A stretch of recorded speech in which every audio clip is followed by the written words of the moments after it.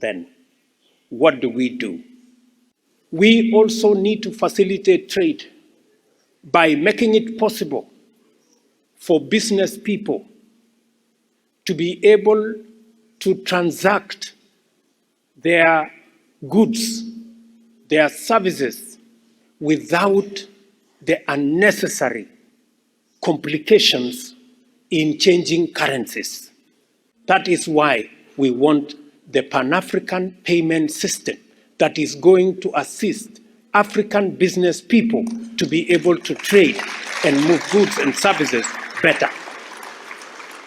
And I want to ask you as members of parliament to work with us to reform the African Union, to give it voice, to give it structure that is going to make sure that Africa speaks in the language that is understood, with clarity on our issues, so that we can drive our agenda, grow our trade, and make sure Africa moves forward.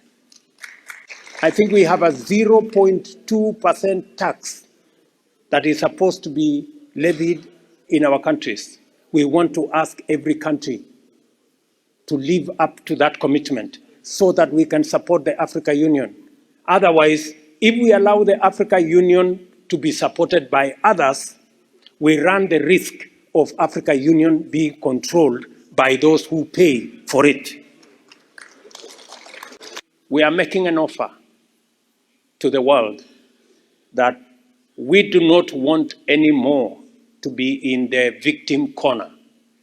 We want to be in the table of discussion on arriving at a solution to the challenge that we face collectively.